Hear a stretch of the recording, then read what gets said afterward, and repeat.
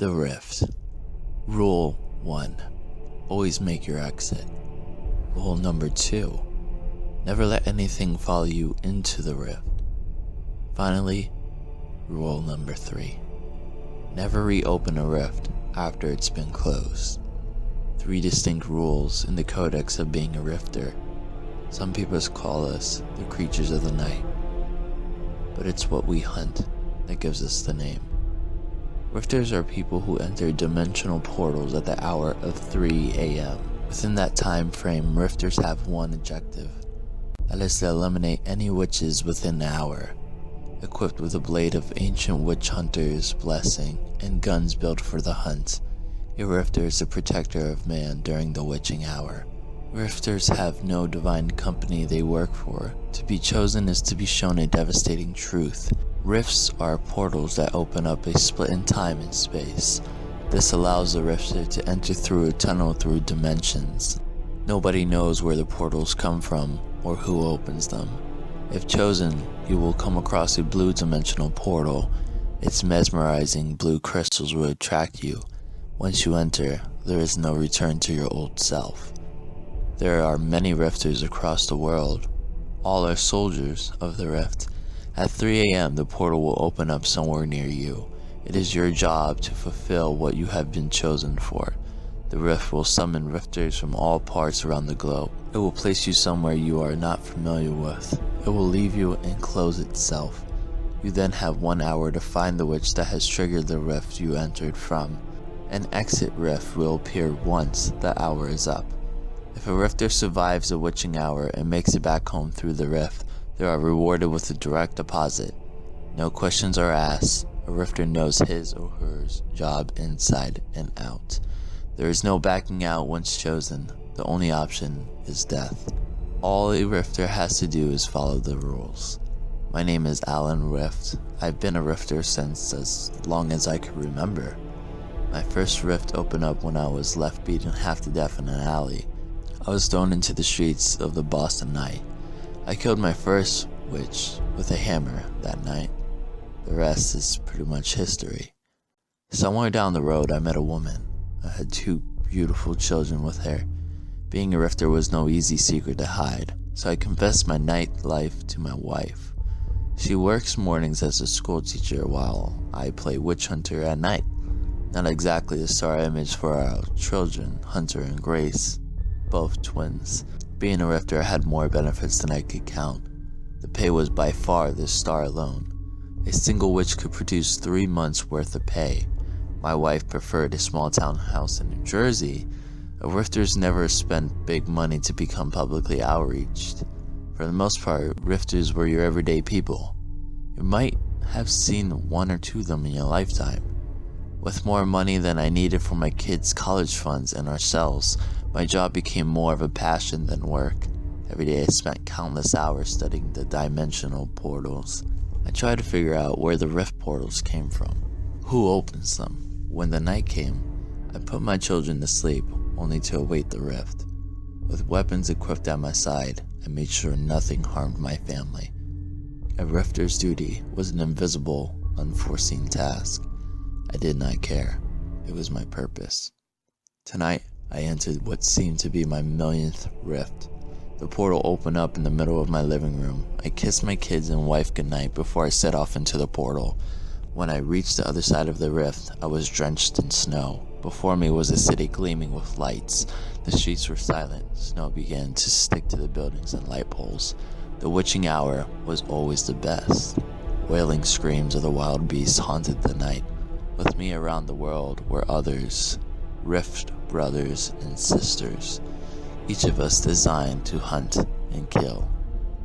A witch was hard to find during the witching hour. Even being a veteran, it was no walk in the ballpark. You had to investigate, follow the signs, and open your senses. Witches were not your potion, broom, riding warlocks. No, these witches were deranged creatures with abstract abilities. A transformed being twisted into dark arts. To question everything was to be a rifter. We may not be able to seek them, but a witch could smell a rifter miles away. Sworn enemies since the beginning of rifts themselves. To slay a witch was more than a battle. It was to kill another human being who has lost themselves. It was the work of blood. You could ask any rifter what was their least favorite part about the job, and it would be a guarantee they hated a witch's eyes. It was there they saw who the person used to be. Every kill was like gathering a piece of who they had killed. We were not murderers, we were the few and the many. I investigated the streets of the unknown city I was in. All I found were homeless and the drunk. A witch would never outright show herself to a rifter, especially if she was an elder witch. Witches were classed by their knowledge. Newfound witches were the hardest to slay. At times they didn't even know they were a witch. At other times you could be up against a witch that had been around for ages. Every rifter's method was different.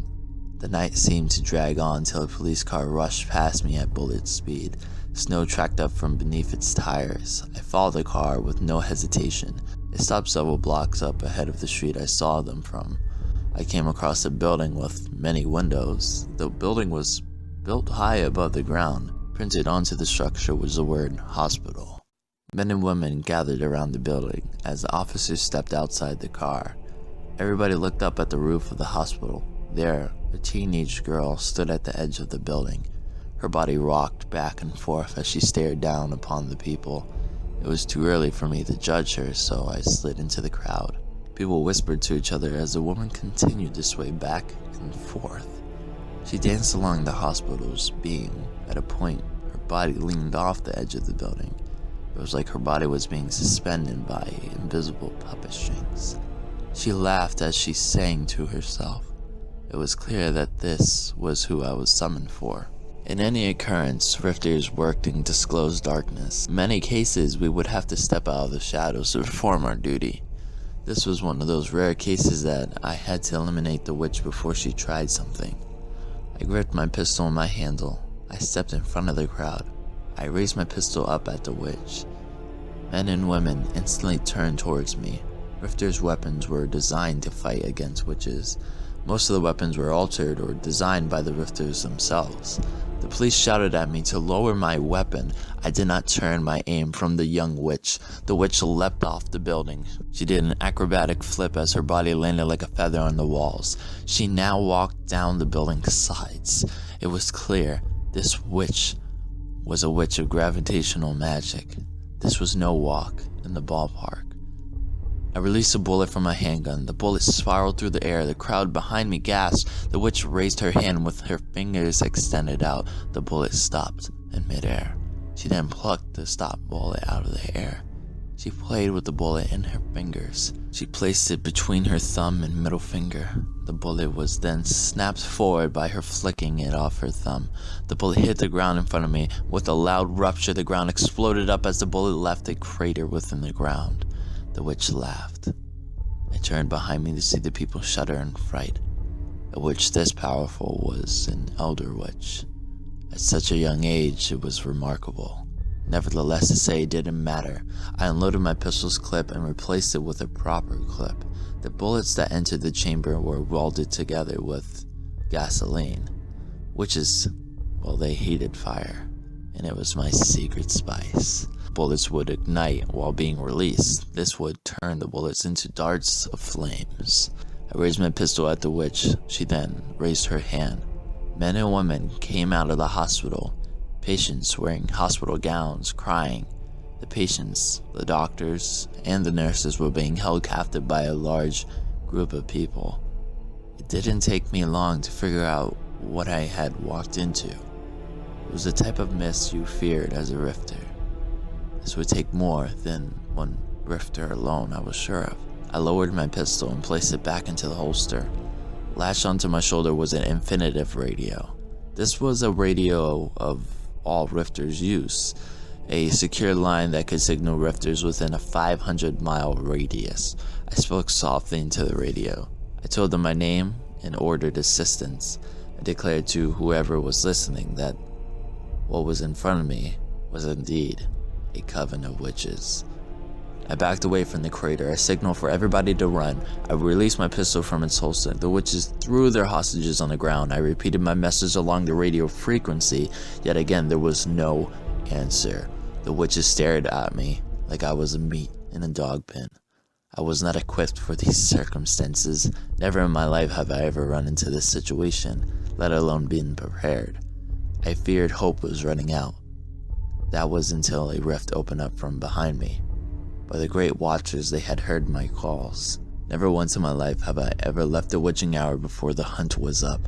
But there was nothing I could do for these hostages.